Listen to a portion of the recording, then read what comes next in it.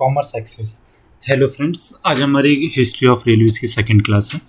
कल हमने पढ़ा था कि हमारे फैक्ट्स क्या हैं रेलवेज़ के, और हमने उसमें मतलब एक एक चीज़ को कवर किया। भाई फर्स्ट ट्रेन कब से स्टार्ट हुई, ठीक है, उसके बाद में वो ट्रेन्स कैसे चली, फिर हमारा कि मतलब सबसे बड़ा स्टेशन कौन सा है, सबसे छोटा स्टेशन कौन सा है, किसने अभी तक सबसे बड़ा प्लेटफॉर्म बना रखा है, ठीक है, और हमारे यहाँ पे कितना इलेक्ट्रिफिकेशन हो चुका है, न्यूट्रल कार्बन कब तक होगा इंडिया में 2030 तक।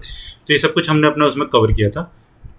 ठीक है, हमने सारे अपने हिस्टोरिकल फैक्ट्स जिसमें हमने म्यूजियम वगैरह मतलब सब कुछ ही देख लिया था, एक तरीके से कहेंगे। एक ओवरव्यू जितना भी था हमारा रेलवे का वो हमने देख लिया था। अब आज ही हमारी सेकंड क्लास है रेलवे की, ठीक है। तो इसमें हम लोग देखेंगे कि हम अब मतलब डीप में जाएंगे इंडियन रेलवेज़ के, कि भाई ऐसा थोड़ी कि ऊपर ही ऊपर से सब कुछ पढ़ लेंगे। हमारा तो एक कंसेप्ट रहता ही नहीं, हम लोग सब चीज़ें डीप में जाके पढ़ते हैं। ठीक है, चलो स्टार्ट करते हैं। देखो, अगर आप हमारे चैनल के साथ में नए जुड़ रहे हो ना, तो प्लीज़ इसको सब्सक्राइब कीजिए, ठीक है, हमारी वीडियोज़ को लाइक कीजिए और दूसरे बच्चों के साथ में शेयर कीजिए, उन्हें बताइए किस तरीके से हम लोग पूरा एक फ्री बैच लॉन्च किए हुए हैं। चलो, सबसे पहले अबाउट इंडियन रेलवेज देख लेते हैं। तो इंडियन रेलवेज में क्या कहता है ना कि the first railway of Indian सब कॉन्टिनेंट, मतलब भारत के कॉन्टिनेंट में जब पहली जो रेलवे चली थी वो कितनी थी, 21 माइल्स की थी, और ये बॉम्बे टू थाने में चली थी। The idea of a railway to connect Bombay with Thane, Kalyan with the Thal and Bhor Ghats, ठीक है, ये सब मुंबई के आसपास के इलाके हैं, inclines first in accord to George Clark. ठीक है, ये कौन थे, हमारे ये चीफ इंजीनियर थे किसके, बॉम्बे गवर्नमेंट के, जिनके दिमाग में भाई एक मतलब हुई कि चलो एक ऐसा करते हैं ना कि हमको रॉ मटेरियल इधर उधर लेके जाना पड़ता है, तो क्यों ना हम एक रेलवे ही बना दें इंडिया में। ठीक है, तो इन्होंने क्या भांडुप में विजिट किया होगा कभी 1843 में, तो तब इनके दिमाग में ये घटना घटित हुई। तो इन्होंने क्या किया, इन्होंने फिर भैया ले डाउन किया, मतलब कि ठीक है चलो रखते हैं, नींव रखी गई। और फिर उसके बाद में क्या, जब 1853 16 अप्रैल 1853 में पहली इंडिया की रेलवे चली, ये कौन सी थी, ये थी भैया हमारी पैसेंजर ट्रेन थी। ठीक है, मैंने आपको कल की क्लास में बताया था कि इससे पहले भी ट्रेन चल चुकी थी, बट वो पैसेंजर ट्रेन नहीं थी। तो इसमें 14 रेलवेज कैरिज थे, ठीक है, जिसमें कि 400 गेस्ट बैठे हुए थे, मतलब अंग्रेजी होंगे, इंडियंस को तो बैठने की इजाज़त ही नहीं थी। तो इसने बोरी बंदर को लेफ्ट किया कब, 3:30 PM पे, और ये मतलब पहुंची गई, इसको 21 तोपों की सलामी दी गई थी उस टाइम पे। अब आप ये चीज़ देखिए, ठीक है, इसमें लिखा हुआ कि 21 तोपों की सलामी दी गई थी। The first passenger train steamed out of Howrah station destined for Hooghly. ठीक है, तो फर्स्ट जो हमारी पैसेंजर ट्रेन जो स्टीम थी वो हावड़ा स्टेशन चली थी, और उसका जो डिस्टेंस था वो कितना था, 24 माइल्स था। ठीक है, 24 माइल्स था, जो कि 15 अगस्त 1854, मतलब सोचो आप उस टाइम पे भी, मतलब हमारे आज़ादी वाले दिन 15 अगस्त के दिन ही चली गई है। Thus the first section of the East Indian railway was open to public traffic. ठीक है, ईस्ट इंडियन रेलवे का फर्स्ट जो सेक्शन था वो 15 अगस्त 1854 को खोला गया, inaugurating the beginning of the railway transport of the eastern side of the subcontinent. ठीक है, तो देखो जब हमारा मतलब इंडिया हमारा इस टाइप से है ना थोड़ा, तो जब हमारा इस वाले एरिया में चलता है तो ये हमारा कौन सा एरिया आ जाता है, ये हमारा कौन सा साइड रहता है, ये हमारा रहता है वेस्ट और ये रहता है साउथ। ठीक है, तो ये वेस्ट साउथ वाला एरिया रहता है ना इस साइड में, जब मुंबई और महाराष्ट्र वाला, तो इस साइड वाला हमारा कौन सा है, ये हमारा ईस्टर्न साइड का एरिया रहता है। ठीक है, तो ईस्टर्न साइड में हमारे कब, 15 अगस्त 1854 को चली थी ट्रेन। ठीक है, चलो आगे चलते हैं। इन द साउथ, ठीक है, अब हम साउथ की बात करते हैं। First line was open on July 1856। अब आप देखो मतलब इनके बीच में लगभग एक 1.5 साल का अंतर है। फर्स्ट जो चली थी हमारी 1853 में चली थी, फिर 1854 में चली है, और फिर उसके अंदर 1856 में आई है। तो क्या कहता है कि द फर्स्ट साउथ की है ये। ठीक है, तो 1856 में किसने चलाई थी, मद्रास रेलवे कंपनी। ठीक है, जो चेन्नई को पहले हम मद्रास भी कहते थे, तो मद्रास रेलवे कंपनी के द्वारा चलाई गई थी। ये ट्रेन बिटवीन वयासरपड्डी जीवा नीलियम, ठीक है, साउथ की कोई सिटी है, एंड वलजा रोड, ठीक है, आरकोट, और डिस्टेंस ऑफ 63 माइल्स, इसका डिस्टेंस सबसे बड़ा था, 63 माइल्स के लिए चलाया गया। जब हम नॉर्थ की बात करते हैं तो नॉर्थ में 119 माइल्स को भैया ले डाउन की गई अपनी फाउंडेशन, जिसको इलाहाबाद से कानपुर के बीच में चलाया गया कब, 1859, मतलब थोड़ी बड़ी थी तो टाइम लगा होगा, तो 3 साल लगे लगभग इसको। The section from Hathras road to Mathura cantonment was open on traffic on 15 October 1875। तो मतलब आम पब्लिक के लिए जो स्टार्ट की गई नॉर्थ में, जो बात करेंगे हम हाथरस से मथुरा के लिए, तो वो 1875 में स्टार्ट की गई। अब आप बोलोगे सर ये क्या है, ये तो मतलब आप क्या क्या पढ़ाया जा रहा है कि कौन सी रेलवे कब स्टार्ट हुई। भैया सब्जेक्ट रेलवे हिस्ट्री पूछी गई, तो क्या करूँ, रेलवे की हिस्ट्री में यही है ना कि रेलवे स्टार्ट कैसे हुई। तो ये हमने अपना सब कुछ देखा, ठीक है, कि रेलवे कहाँ कहाँ से कैसे कैसे स्टार्ट हुई, कि मतलब हमारी सबसे पहली कहाँ पे चली, तो ये चली हमारी कहाँ पे, वेस्ट साउथ की तरफ, कहाँ पे, मुंबई बॉम्बे में। ठीक है, फिर हमारी चली दूसरी कहाँ पे, साउथ में, ठीक है, ये कहाँ से चली है, ये चली है हमारी दूसरी जो चली है हमारी ये ईस्टर्न रेलवे में चली है, जो हमारी हावड़ा में चली, मतलब बंगाल में। और तीसरी जो चली हमारी ये साउथ में चली 1857 में, 1856 में, ठीक है, वैसरपड्डी जीवन निलयम से लेके वलजा रोड तक, एयरपोर्ट भी जिसको कहते हैं। तो अभी जो हमारी नॉर्थ में जो चली वो कहाँ से चली, इलाहाबाद से लेके कानपुर तक, कहाँ पे, 1859, ठीक है, ये चीज़ में। चलो, By 1880 the Indian railway system had a route of about 9000 miles, ठीक है। तो इन्होंने देखो भैया 1880 तक आते आते कब स्टार्ट किया इन्होंने, 1853 में स्टार्ट किया और 1880 तक आते आते मतलब इनको लगभग कितने साल लगे, लगभग इनको 37 ईयर्स लगे 9000 माइल्स को कंप्लीट करने में। तो आप देखो मतलब बहुत बड़ी एक अचीवमेंट ही है उस टाइम की, क्योंकि उस टाइम पे मतलब ट्रांसपोर्ट सिस्टम या टेक्नोलॉजी इतनी ज़्यादा एडवांसमेंट नहीं थी। अभी तो क्या है भैया कि रेलवे बनी हुई है तो ट्रेन से ही चले जाता है सामान या फिर ट्रक से चले जाता है। तो उस टाइम पे तो रोड भी नहीं होती थी और अंग्रेज और थे तो वो तो डेवलपमेंट वैसे ही नहीं करवाते थे। Indian railway is the premier transport organisation of the country, is the largest rail network in India, ठीक है, कल मैंने आपको बताया था। And the world second largest under one management, ठीक है, एक मैनेजमेंट के अंदर सबसे बड़ा जो है ये सेकंड लार्जेस्ट नेटवर्क है। चलो आगे चलते हैं। तो अब 1853 से लेके 1869 तक क्या हुआ, लॉन्च की गई क्या, पैसेंजर रेलवे सर्विसेज। चलो इसके बारे में देखते हैं। The line was build through alliance between the great Indian peninsular railway, ठीक है, incorporated 1849 and the east India company, मतलब ईस्ट इंडिया कंपनी हमारे पर रूल कर रही थी ना, EIC, और इसके बीच में क्या किया गया, कोलैबोरेशन, मतलब कि दोनों के बीच में गठजोड़ हुआ कि हम दोनों मिलकर रेलवे बनाएंगे, which at that point ruled large south swathes in India, ठीक है, मतलब कि ये सबसे बड़े पैमाने पर इंडिया में शासन कर रहा था, कौन, east India company. It success suffered subsequent launches of the railways in eastern India 1854 and south India 1856, ठीक है, मतलब ये है कि इसकी जो सबसे बड़ी उपलब्धियां अगर हम कहेंगे तो क्या थी कि इसने ईस्टर्न इंडिया में 1854 में और साउथ इंडिया में 1856 में जो काम किया, तो इसकी सबसे बड़ी उपलब्धियों में से एक थी। Following the opening of the Calcutta Delhi line in 1864, Allahabad Jabalpur line in 1867, these lines were linked with the GIPR to create a 4000 mile network spanning of the width of India, ठीक है, मतलब लगभग इंडिया के बराबर इन्होंने ये सोचा कि हम अपनी उसको क्रिएट करें, किसको, जो हमारा जो नेटवर्क है भैया उसको क्रिएट करेंगे। और अब देखो आपको इसमें चीज़ें क्या क्या नोट डाउन कर ली। सबसे पहले तो कि कौन कौन सी कंपनी सबसे पहले बनाई गई थी, ठीक है, हाईलाइट करो चीज़ों को, the great Indian peninsular and east India company. फिर उसके बाद में ये नहीं नोट करना, फिर उसके बाद में ये चीज़ नोट करनी, देखो यहाँ तक नोट कर लो, और ठीक है, और ये चीज़ नहीं नोट करनी आगे, ठीक है, आप ये चीज़ें नोट डाउन कर लीजिए। चलो आगे चलते हैं।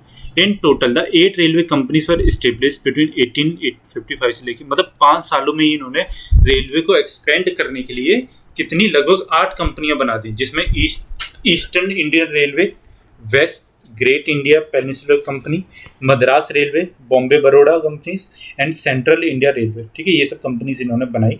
और इनका काम क्या था, सिर्फ और सिर्फ इंडिया में क्या करना, रेलवे का फाउंडेशन डालना। भैया रेलवे का फाउंडेशन क्यों डाल रहे थे इतना तेजी से, क्या भारत का भला चाहते थे, नहीं यार, कल भी मैंने आपको क्लास में बताया था कि ये लोग क्या करते थे, ये लोग सिर्फ और सिर्फ अपना रॉ मटेरियल सप्लाई करने के लिए ऑल ओवर इंडिया में, और बाहर से जो प्रोडक्ट आएगा उसको जल्दी से जल्दी इंडिया में बेच सकें, इसके लिए ये सब काम करते थे, क्योंकि तब वहाँ पे यूके में और यूरोप में इंडस्ट्रियलाइजेशन स्टार्ट हो चुका था, ठीक है।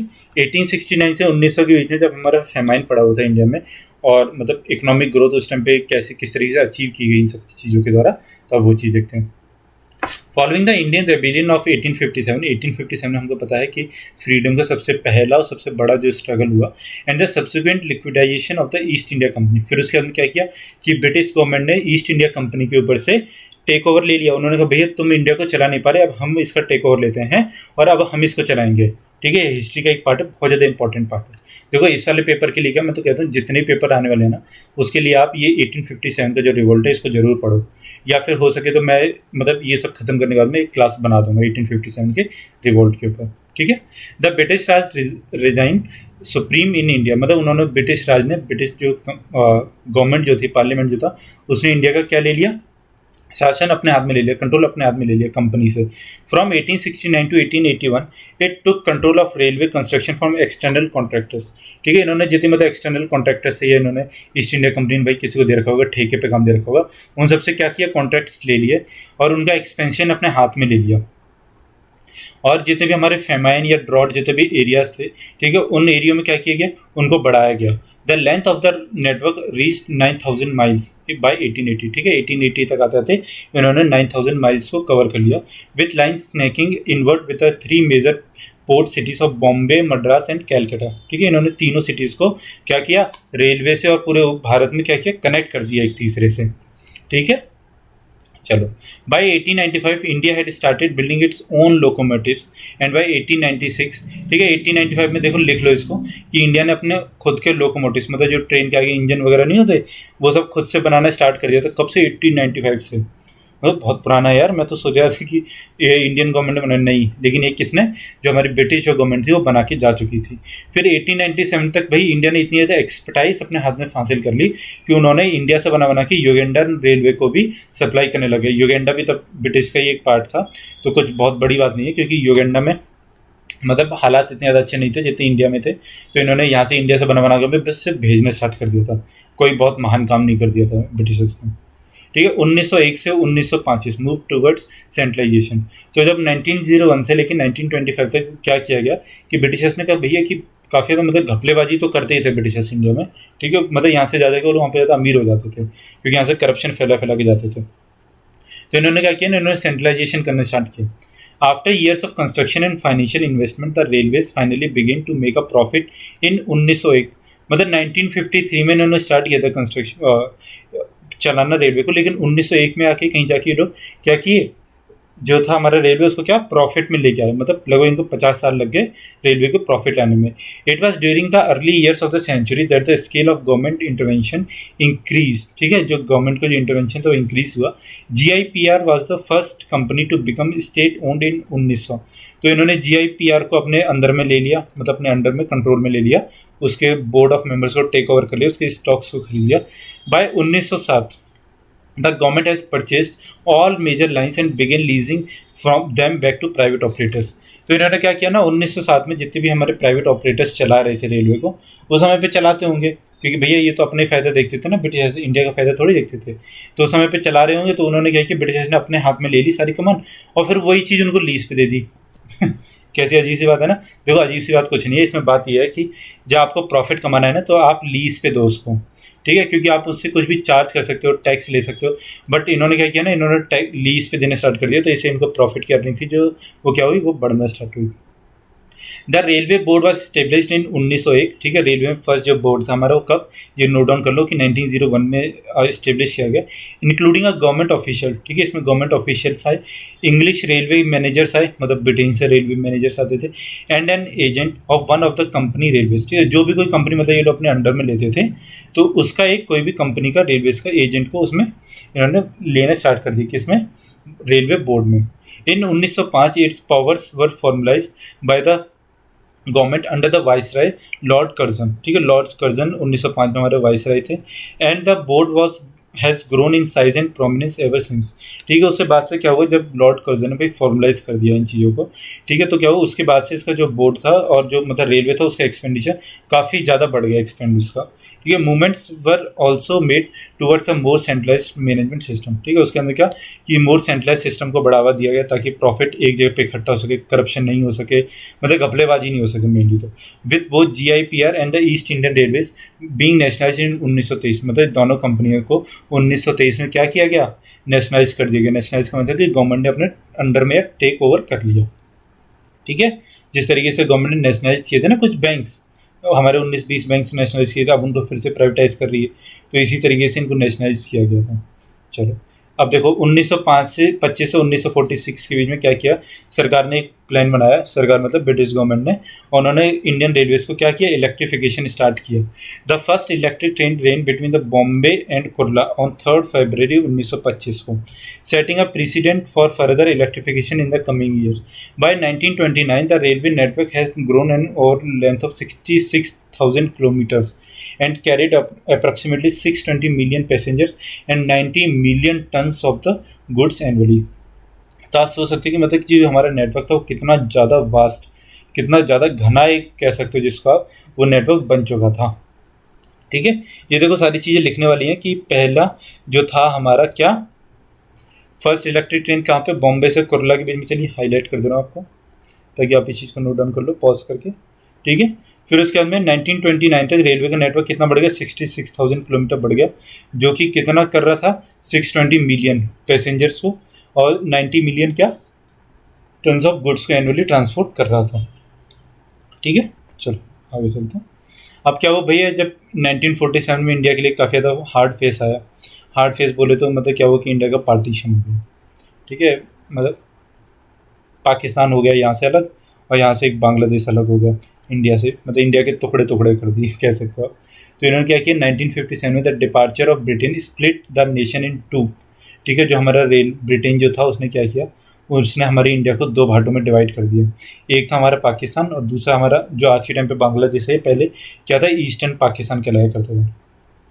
causing a ripple effect across the railways as more than 40% of the network was lost in the newly created Pakistan, ठीक है। तो जो न्यूली जो पाकिस्तान क्रिएट था मतलब यहाँ पे और जो यहाँ पे था, इसमें क्या 40% ऑफ इंडिया के जो रेलवे सिस्टम था वो चला गया। The two major lines, the Bengal Assam and North Western railway, ठीक है, नॉर्थ वेस्टर्न रेलवे हमारा ये था and the Bengal Assam railway हमारा ये था, वह divided up and isolated from the Indian railway system, मतलब इनको डिवाइड कर दिया गया और भारतीय रेलवे से एक बाहर निकाल के फेंक दिया गया कि भैया चलो चलो हटो, अब आपका इसके ऊपर कोई भी अधिकार नहीं है। In the post partition for violent mobs damage railway, अब क्या हुआ, जब भैया पार्टीशन हुआ तो काफ़ी ज़्यादा गंदा समय था इंडिया के लिए, उस समय पार्टीशन के टाइम पे क्या हुआ, वायलेंट हुआ, मतलब वायलेंस हुआ इतना ज़्यादा कि रेलवे की पटरियाँ ही उखाड़ दी गई, ठीक है, रेलवे के स्टेशन को आग लगा दी गई क्योंकि मारकाट मच गई थी स्टार्ट, ठीक है, रेलवे को जला दिया गया, रिफ्यूजीज आए उन पर अटैक किया गया, तो इस तरीके का हुआ, तो मतलब रेलवे को उस टाइम पे काफ़ी ज़्यादा नुकसान पहुंचा। लेकिन क्या हुआ कि 1980 से 2000 के बीच में भैया गवर्नमेंट ऑफ इंडिया ने फिर टेक ओवर कर लिया ब्रिटिश गवर्नमेंट से 1947 के बाद में। तो पता ही है जब हमारी गवर्नमेंट ने टेक ओवर किया तो काफ़ी ज़्यादा अच्छी तरीके से काम करती है। तो क्या किया इन्होंने, द 19 सौ complete face out of steam locomotives, मतलब 1980 तक आते आते, मतलब कि भारत आज़ाद होने के लगभग 30 साल तक हमने क्या किया, स्टीम लोकोमोटिव्स को ख़त्म करके सबको क्या कर दिया, इलेक्ट्रिफिकेशन कर दिया। मतलब सब जितने भी लोकोमोटिव्स थे हमारे रेल के इंजन, वो क्या हुए हमारे, वो क्या हुए, इलेक्ट्रिफाइड, मतलब कि सारे के सारे अब बिजली से चलेंगे। लेकिन क्या हुआ 1970 तक आते आते इंडिया में मतलब एक ह्यूज इलेक्ट्रिफिकेशन का क्राइसिस आया, लेकिन इंडिया ने उसको भी टेक ओवर किया क्योंकि इंडिया है ही महान। मतलब आप देखोगे ना इंडिया में कितनी भी मुसीबतें आए, इंडिया हमेशा उससे उभर के बाहर आ जाता है और एक दुनिया को अचंभित कर दे, भैया हम बहुत ही महान कंट्री है इस तरीके से, ठीक है। Around 4500 kilometre of track was electrified between 1980 से लेकर 1990, मतलब 10 सालों में सिर्फ और सिर्फ 4500 किलोमीटर के ट्रैक को क्या किया गया, इलेक्ट्रीफाइड किया गया। और लेकिन इंडिया की जो फर्स्ट जो रेलवे थी ना हमारी, वो मेट्रो सिस्टम कहाँ पे स्टार्ट किया गया, कलकत्ता में स्टार्ट किया, कब, 1984 में, ठीक है। इसको नोट डाउन कर लेना कि India's first metro station open in Calcutta in 1984। चलो आगे चलते हैं। फिर 2000 से लेकर 2017 के बीच का एक फेज था, तो उसमें क्या किया कि 2000 के बाद से इंडिया में मतलब काफ़ी ज़्यादा जगह पे रेलवे स्टार्ट की गई। सबसे पहले दिल्ली में आई, कब, 2002 में, फिर आया हमारा बेंगलोर में, गुड़गांव में, मुंबई में, ठीक है। इस तरीके से क्या किया गया, रेलवे का स्टार्टिंग किया गया। और देखो ये है ना कि रेलवे कोई अलग एक पार्ट, वो मेट्रो जो है वो कोई एक अलग पार्ट नहीं है, मेट्रो रेलवे की ही एक सब्सिडरी कह लो या रेलवे की एक मतलब दाहिना हाथ कह लो आप, ठीक है। तो कभी भी ना आप इसको मेट्रो को एक अलग से कुछ ही मत समझना, ठीक है। तो मेट्रो हमारा रेलवे का ही एक पार्ट है। तो देखो रेलवे कहाँ कहाँ पे, दिल्ली में, बेंगलोर में, गुड़गांव में एंड मुंबई में 2014 में स्टार्ट किया गया। The noughties also saw the creation of the network east coast, southern western coast, south east coast, central, north central and west central railway zone in 2002, ठीक है। 2002 में हमारे इतने और भी क्या किए गए, रेलवे जोन्स को क्रिएट किया गया। अब देखो चलो ये सब तो देखो हमने देख लिया कि हमारे रेलवे में क्या क्या इंप्रूवमेंट हुआ और क्या क्या हमारे कब से लेके, मतलब जब से हमारा रेलवे स्टार्ट हुआ तब से लेके अभी तक क्या क्या उसमें चीज़ें हुई हैं, ठीक है। चलो आगे आप देखते हैं कि रेलवे की कुछ अंडरटेकिंग्स भी हैं। तो RDSO, research development standards organisation, एक रेलवे की कंपनी है, इसका हेडक्वार्टर कहाँ पे है, लखनऊ में। देखो ये सब चीज़ें आप लिखते जाओ, ठीक है। It is research and development wing of Indian railways headed by director general, ठीक है। इससे एक अपना DG होता है। It has well equipped laboratories, it's designs advices directs on technological developments in Indian railway, ठीक है। तो देखो RDSO का काम क्या है कि इंडियन रेलवे में किसी भी तरीके की डिज़ाइन देना, मतलब उस पर रिसर्च करना कि हम किस तरीके से रेलवे को और भी ज़्यादा इंप्रूव कर सकते हैं, उसका इंप्रूवमेंट किस तरीके से कर सकते हैं।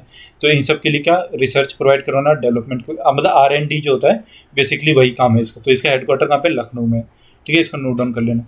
RRT Chennai, it consists of a chairman and 2 members. Its chief function is to look into the complaints lodged by commercial bodies and trade association with regard to the freight charges। ठीक है, तो देखो RRT का काम क्या है कि इनका काम है कि सिर्फ और सिर्फ जो हमारी कंप्लेंट्स आ जाती है ना, या फिर जो हमारे फ्लाइट के चार्जेस हैं उसको किस तरीके से कॉम्पिटिटिव बनाया जाए, कि अमेजन से किस तरीके से मतलब भारतीय रेलवे को कंपटीशन देना है कि वो अमेजन से आगे निकल सके। ये एक एग्जांपल दे रहा हूँ, मतलब बेसिकली काम नहीं है इनका, बट इनका काम है कि मतलब कंपटीशन को बढ़ाया जाए मार्केट में, मतलब सस्ते से सस्ता बेचा जाए ताकि लोग इंडियन रेलवेज का यूज़ करें और इंडियन रेलवेज को फ़ायदा हो और उसकी क्या हो, आमदनी बढ़े। ठीक है, ये चीज़ समझ आई। चलो आगे देखते हैं। सेंट्रल क्लियरिंग हाउस, तो इसका हेडक्वार्टर कहाँ पे हमारा दिल्ली में है। इसका काम क्या है, allocate inter railway revenue and expenditure under different heads of various railway, मतलब बजट का काम है इसका मेनली, कि बजट कैसे एलोकेट होना है इस तरीके से। तो मेरे ख्याल से इसका हेडक्वार्टर जो है ना बड़ौदा हाउस में है, ये दिल्ली में, ये इधर क्या नाम है इंडिया गेट के आसपास में ही है, हम गए एक बार वहाँ पे। तो Indian railways conference association IRCA, इसका हेडक्वार्टर यहाँ पे न्यू दिल्ली में है। Formed to coordinate between various railway in India. Function of IRCA is to form conference rules for interchange of stock between railways and also to tackle problems between railways pertaining to coaching tariffs and freight structure interchange rules cross, मतलब जितने भी type के rules हैं ना हमारे या tariff से related rules वगैरह, तो ये सब इसका काम है। Indian railways conference association new Delhi में जो है। ठीक है, चलो। रेलवे स्टाफ कॉलेज, ये कहाँ पे, वडोदरा में। इसका काम क्या भैया, इसका काम है कि जितने भी लोग यहाँ पे भर्ती हो रहे हैं, transportation, commercial accounts, mechanical, civil engineer, statistics, इन सब के लिए क्या है, इनको ट्रेनिंग प्रोवाइड करवाना और रूल्स वगैरह इस्टेब्लिश करना। ठीक है। Commissioner of railway safety CRS, तो CRS का काम क्या है, appointed and working under ministry of civil aviation. अब आप ये देखो ये किसके अंडर में काम कर रहे हैं, सिविल एविएशन के, with the aim of freeing CRS from the influence of railways in order to enable him to function independently in his function is that to ensure safety of travelling public. देखो CRS जो है ये ministry of civil aviation का काम क्या है, flight व्लाइट का जो काम होता है ना वो सब इसका होता है, मतलब इंडिगो जितनी भी हमारी फ्लाइट्स हैं तो इन सब का काम सिविल एविएशन के अंडर में आता है। ठीक है, तो ये सिविल एविएशन के अंडर में काम करता है। इसका काम क्या है कि इसको रेलवे के इन्फ्लुएंस से ख़त्म करना और इसको एक इंडिपेंडेंट बॉडी के रूप में मतलब उभारना, ताकि जो जितनी भी हमारी रेलवे की ट्रैवलिंग की मतलब सेफ्टी से रिलेटेड जितने भी काम है उसका ऊपर काम कर सके। बिल्कुल, मतलब बहुत ही ज़्यादा अच्छा काम है, क्योंकि देखो कि हमारे यहाँ पे जितना भी है ना कि सेफ्टी तभी आ सकती है जब उसमें इंडिपेंडेंसी होगी। ठीक है, मतलब अगर आप इन्फ्लुएंस रखोगे मंत्रियों का, पॉलिटिक्स का, या फिर दबाव बना के रखोगे तो उसमें सेफ्टी कैसे आएगी। ठीक है। चितरंजन लोकोमोटिव वर्क्स, तो ये कहाँ पे है हमारा, ये हमारा 1950 में इसने क्या किया था, प्रोडक्शन स्टार्ट किया था किसका, लोकोमोटिव्स का। फिर आता हमारा डीजल लोकोमोटिव वर्क्स, ये वाराणसी में है।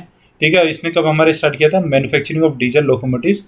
ठीक है, तो यहाँ पे डीजल लोकोमोटिव्स का क्या होता है, मैन्युफैक्चर होता है। फिर इंटीग्रल कोच फैक्ट्री, ये कहाँ पे हमारे पेरम्बोर, इसका काम क्या है, इसका काम है मैन्युफैक्चरिंग ऑफ कोचेस।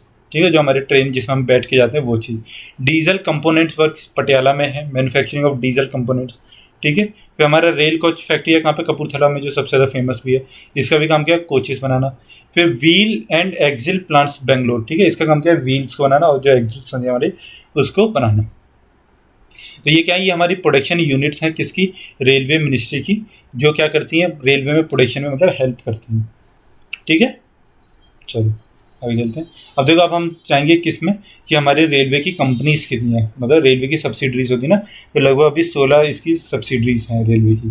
तो देखो रेल RITES है सबसे पहली, तो इसका काम क्या है, design, establish to provide, operate, maintain and perform engineering, technical and consultancy services. ठीक है, तो जितने भी हमारे इंजीनियरिंग या टेक्निकल से रिलेटेड वर्क है ये कौन करती है, हमारी RITES। और ये कब इस्टेब्लिश हुई थी, हमारी 1974। देखो इसको कैसे करोगे ना, इसको ऐसे करके करो, एक ऐसे मतलब चार्ट टाइप का बनाओ। ठीक है, यहाँ पे तो लिखो RITES, यहाँ पे लिखो उसका इस्टेब्लिशमेंट ईयर, और इस जगह पे लिखो उसका क्या काम। ठीक है, वो क्या क्या काम करता है। फिर एक लाइन दो, फिर नंबर 1, नंबर 2, इस तरीके से बनाओ, क्योंकि क्या होगा ना, आपको पेपर में क्वेश्चन आएगा कि RITES का काम क्या है, कौन सी ईयर में इस्टेब्लिश हुआ, तो आप लोग वहाँ पे नहीं बता पाओगे। लेकिन आप यहाँ पे कंपैरेटिव क्या बनाओ, चार्ट बनाओ। फिर आया IRCON, आया हमारा मतलब IRCON, तो इसका आपने नाम भी पढ़ा होगा, कई बार उस पर लिखा रहता है किस पे, ब्रिजेस वगैरह पे, या फिर मतलब जितने भी हमारे क्या रहते हैं रोड कोई भी अगर रेलवे बना रही तो उस पर इरकॉन का नाम जरूर लिखा रहता है। मैंने तो कई बार देखा ट्रेन से जाते हुए। 1977 में इसको इस्टेब्लिश किया गया, किस लिए? To undertake construction activities in India. ठीक है, देखो मैंने आपको जैसा बताया कि ये कंस्ट्रक्शन एक्टिविटीज़ हैं उसके लिए काम करता है। इंडिया एंड अब्रॉड, अब्रॉड का मतलब ये हो गया कि कोई अगर इंडियन रेलवे के साथ में मतलब मेमोरेंडम MOU साइन कर रहा है तो ये उसको बनवा के वहाँ पे देगा on turnkey basis or otherwise in various fields of infrastructure like railways, bridges, roads, highways, industrial and residential complex, airports ETC। ठीक है, तो इरकॉन का काम तो ये बहुत ज़्यादा है। ठीक है, एयरपोर्ट्स भी बना रहा है, रेजिडेंशियल कॉम्प्लेक्स किसके? जो हमारे रेलवेज के हैं वो। चलो फिर आया हमारे CRIS 1986 में इसको इस्टेब्लिश किया गया। अब इसका काम क्या था? इसका काम था भैया IT सर्विसेज को प्रोवाइड करवाना, to provide consultancy and IT services to Indian railway as partners to conceptualise and realise technology initiatives to build new products और services and to implement prudent business and technology strategies. ठीक है, मतलब एक तरीके से ये research and development है किसमें? IT एंड कंसल्टेंसी सर्विसेज में। अब IRFC क्या है? To raise funds from market to part finance to plan outlay of India. मतलब इंडियन रेलवेज के काम को फंड करवाने के लिए IRFC जो है वो क्या करती है? फंड को रेज करती है। फिर है हमारा कॉनकोर। कॉनकोर का देखो आपने नाम पढ़ा होगा। कभी क्या होता है, जैसे आप कभी किसी ट्रेन में बैठोगे ना तो जब मालगाड़ी जा रही होगी तो मालगाड़ी के हर डब्बे के ऊपर कॉनकोर लिखा रहता है। ठीक है, तो इसका मतलब क्या है? To develop multi modal logistic support for India's international domestic containerised cargo and trade. Container जो होते हैं ना वो यही होते हैं, वो आपने देखा होगा मालगाड़ी के ऊपर रखे रहते हैं, फिर इनके ऊपर कॉनकोर लिखा रहता है। तो आप देखो इस चीज़ से भी आप इसको क्या कर सकते हो। देखो हम देखते तो हर एक चीज़ है बट हमको याद नहीं रहती, तो याद रहने के लिए क्या है? यही है कि देखो कि कॉनकोर जो है हमने वहाँ पे देखी थी किसमें? जो हमारे रेल के जो डब्बे जा रहे थे उसके ऊपर। ठीक है, तो इसके लिए क्या हमारी कॉनकोर 1988 में इस्टेब्लिश की गई थी, किसके लिए? कार्गो एंड ट्रेड के लिए। फिर हमारी KRCL है। KRCL 1990 में आई, किस लिए? To construct and operate railway lines. ठीक है, construct road over bridges and rail line projects. तो देखो अगर मैं आपको बताऊं कि अभी जब इंडियन रेलवेज ने क्या किया, इंडियन रेलवेज ने कहा कि जितने फाटक होते हैं हम उनको ख़त्म कर देंगे और उनके ऊपर या तो फिर हम सबवे टाइप का बनाएंगे, मतलब अंडरग्राउंड बनाएंगे, या फिर उनके ऊपर से हम ब्रिजेस बनाएंगे ताकि मतलब गाड़ियाँ इनके ऊपर से जा सके। कभी फाटक को जैसे क्रॉस करके जाते हैं फिर एक्सीडेंट हो जाता है, तो वो सबको मतलब ज़ीरो करने के लिए इस चीज़ का वो किया था। तो इसका जो काम है ना ये यही है, किसका? KRCL का। ठीक है, चलो फिर हमारा है रेलटेल। रेलटेल तो अभी था किसमें? न्यूज़ में। क्यों? क्योंकि अभी इसका क्या हुआ था? प्राइवेटाइजेशन हुआ था, मतलब कि इसको अभी लॉन्च किया था IPO में। ठीक है, अगर आप लोग IPO वगैरह डालते होंगे तो आपको पता होगा, क्योंकि रेलटेल के लिए सबसे ज़्यादा IPO डाले थे। मैंने भी डाला था, हालांकि निकला नहीं। चलो, तो रेलटेल को 2000 में किया गया था क्या? मतलब बनाया गया था ऐसा subsidiary of railway to utilise the service telecom. ठीक है, तो देखो टेल का मतलब यही है, टेलीकॉम ही है। ठीक है, इसको रेल तेल मत पढ़ देना, तेल अलग है, तो ये टेल है। ठीक है, टेलीकॉम है। Telecom capacity and right of way available with IR to build nation wide optical fibre cable based broadband telecom and multimedia network. ठीक है, अभी देखो मैं अगर आपको एक और बात बताता हूँ कि इंडियन गवर्नमेंट ने बोला कि हम हर एक रेलवे स्टेशन ऑफ इंडिया में क्या करेंगे? गूगल के साथ में मिलके वो लगाएंगे, क्या? वाईफाई लगवाएंगे। ठीक है, तो जो वाईफाई जो है ना ये रेलटेल का काम है। ठीक है, उसमें जो वाईफाई लगवाना। IRCTC से हम सब लोग वाकिफ़ हैं। IRCTC का काम है कैटरिंग सर्विस, और अब तो ये इंटरनेट टिकट सर्विस भी प्रोवाइड करवाता है। तो 2001 में क्या किया गया था? इस्टेब्लिश किया गया था। फिर आता है क्या हमारा PRCL 2001 में इस्टेब्लिश किया गया था। इसका काम क्या? To execute the Surendranagar Rajula PPWA port gauge conversion and new line projects in Gujarat. ठीक है, तो इसका काम क्या था PRCL का कि गुजरात में जितने प्रोजेक्ट्स हैं उनको क्या करना? उनको इस्टेब्लिश करना, मतलब उनको वहाँ पे पाइपलाइन में डालना। पाइपलाइन के डालने का मतलब होता है कि उनको रन करना। ठीक है, उनको बनाना। अब RVNL 2003 में क्या किया गया था? क्रिएट किया गया था to augment the capacity of the railway infrastructure to mobilize resources mainly through multilateral bilateral funding agencies and also through domestic market for successful implementation of projects। तो देखो मेनली इसका काम यही है RVNL का कि इसको मल्टीलेटरल या बायलेटरल मतलब किसी भी तरीके से आपको फंडिंग एजेंसीज को इकट्ठा करना है, रिसोर्सेज को इकट्ठा करना है, ताकि हम लोग क्या कर सकें? उसको मतलब प्रोजेक्ट से स्मूथली रन कर सकें। फिर आया हमारा RLDA 2005 में to develop vacant railway land for commercial use of the purpose of generating revenue by non tariff measures of IR। ठीक है, तो मतलब कि जैसे कोई खाली पड़ी हुई कोई जगह, ठीक है, तो इसको लीज पे दे दिया। तो RLDA का काम यही है। अब मुझे ये काम कुछ समझ में नहीं आया, मतलब इसका काम क्या है। तो ये देखो, ये इसका एक और काम भी हो सकता है। अभी तो इंडिया उसका यूज़ नहीं कर रही। इंडिया क्या कर सकती है कि जैसे ये हमारे रेलवे स्टेशन है तो इसके ऊपर होटल बना दिया, ठीक है, जैसे रेलवे मेट्रो करती है, या इसके ऊपर शॉपिंग मॉल बना दिया। तो इससे क्या होगा कि गेस्ट हाउस बना दिए। तो जैसे कभी क्या होता है, कोई छोटी सिटी हुई, ठीक है, वहाँ पे कोई किसी मतलब मान लो कोई प्रोजेक्ट वगैरह के लिए कोई बड़ी सिटी से गया है तो उसको रहने के लिए वहाँ पे जगह नहीं मिलती, तो आप रेलवे के ऊपर एक गेस्ट हाउस बना दो बहुत अच्छे अच्छे, और उनसे भाई चार्ज कर लो। और क्या होगा कि उसको भी कहीं जाने की जरूरत नहीं पड़ेगी, वो रेलवे पे रुकेगा, अपना काम खत्म करके आएगा, फिर आके यहीं पे सो जाएगा, और सुबह जब ट्रेन आएगी तो अपने बैठ के चले जाएगा। इस तरीके से कर सकती है रेलवे, बट करने को तो भाई बहुत कुछ हो सकता है। तो यही काम RLDA का है, ठीक है, उसको किस तरीके से बढ़ाया जा सके। फिर देखो DFCCIL, जिस चीज़ के लिए हम पढ़ रहे हैं वही चीज़ आ गई। इसका इस्टेब्लिशमेंट कब किया गया? 2006 में किया गया। इसका काम क्या है? To plan and construct the dedicated rail freight corridors for movement of freight train on the corridors, ठीक है। अभी देखो इंडिया में बनाया गया है, मैंने एक देखा भी है कॉरिडोर, क्योंकि है जहाँ से मेरा होम टाउन है तो ये वहाँ से होकर निकल रहा है। क्या? एक डेडिकेटेड रेलवे का जो फ्राइट कॉरिडोर है, किसके लिए? सिर्फ और सिर्फ फ्राइट ट्रेन के लिए, ठीक है। तो इसका ठेका कौन लेता है? DFCCIL, जिसके लिए आप लोग जाओगे ना तो आपको यही काम करना है वहाँ पे जाके। जो आप इस वाली पोस्ट के लिए जो मैनेजमेंट और मार्केटिंग पढ़ाई जा रही है आपको, मार्केटिंग एंड इकोनॉमिक्स, ये इसीलिए पढ़ाई जा रही है क्योंकि आपको वहाँ पे जाके सिर्फ और सिर्फ मार्केटिंग और मैनेजमेंट की चीज़ों को देखना। आपको ये सब नहीं देखना कि मुझे टिकट बुक कर दूँ या ये कर दूँ, नहीं। आपको वहाँ पे जाके रिसर्च करनी है, या फिर वहाँ पे आपके जाकर आपको काम करना है कि भैया किस तरीके से हम रेलवे के फ्लाइट को बढ़ा सकें, किस तरीके से हम मतलब डेडिकेटेड जो कॉरिडोर्स हैं उनको बढ़ावा दे सकें। फिर हमारा MRVC 1999 में लॉन्च किया गया था, to plan and implement railway projects in the Mumbai metropolitan region, ठीक है, तो इसको नोट डाउन कर लेना। अब BWIEL 1978 में किया गया, ठीक है, to manufacture wagons and undertaking structural fabrication jobs, ठीक है। फिर हमारा 15 कौन सा है? BSCL 1976 में इसको क्या किया? इस्टेब्लिश किया गया, और इसका काम क्या है? To manufacture railway rolling stock. At last हमारा BCL, ठीक है, इसको इस्टेब्लिश किया गया कब? 1976 में। MOR इसका कब किया गया था? 2010 में, मतलब इसका MOR स्टार्ट हुआ, to manufacture wagons undertaking structural fabrication jobs and manufacturing re rotoring EOT cranes, ठीक है। मतलब कि रेलवे में जितनी भी कुछ ऐसी चीज़ें यूज़ होती हैं ना, वैगन्स हो गया, मतलब क्रेन्स वगैरह हो गई। क्रेन आपने खड़ी हुई देखी होंगी, जैसे हमारे ये होते हैं क्या, न्यू दिल्ली रेलवे स्टेशन है तो यहाँ पे खड़ी रहती है, कभी एक्सीडेंट वगैरह हो जाए तो फिर उसको क्या करना? उसको खींच के लेके आना, ठीक है, तो ये होता है। चलो, अब देखो, अब हमने अपना सब कुछ कंप्लीट कर लिया रेलवे का। पहले हमने अपनी किसकी क्लास देखी थी भाई? सबसे पहले हमने अपनी क्लास देखी थी किसकी? हमारे फैक्ट्स की, ठीक है। तो फैक्ट्स में भी आधी से ज़्यादा रेलवे की चीज़ें कवर हो गई थी। फिर आज हमने इसकी रेलवे की हिस्ट्री उठा के पूरी 1853 से लेकर अभी तक की देखी। और फिर उसके बाद में हमने क्या देखा हमारा, कि हमारे रेलवे की PSUs कितनी है, कितनी उसकी मैन्युफैक्चरिंग यूनिट्स हैं। तो देखो, अब हमारा रेलवे का मतलब ऑलमोस्ट सब टॉपिक्स कंप्लीट हो चुके हैं, और इससे ज़्यादा हमको पढ़ने की ज़रूरत भी नहीं।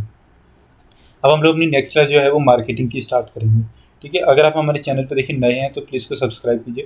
भाई काफ़ी ज़्यादा मेहनत मैं कर रहा हूँ, आप लोगों के लिए वीडियोस लेके आता हूँ, ठीक है। आप लोग इसको देखिए, सब्सक्राइब कीजिए, और हमारे चैनल को आगे मतलब लाइक कीजिए हमारी वीडियोज़ को, और दूसरे बच्चों के साथ में शेयर कीजिए। उनको बताइए कि किस तरीके से हम कॉमर्स एक्सेस एक फ्री बैच पूरा का पूरा लॉन्च किए हुए हैं, और आपसे बिना एक भी मतलब पैसा चार्ज किए हुए आपको पूरी क्लासेस फ्री में दे रहे हैं। चलो, okay, thank you so much. मिलते हैं अगली नेक्स्ट वीडियोज़ के साथ में।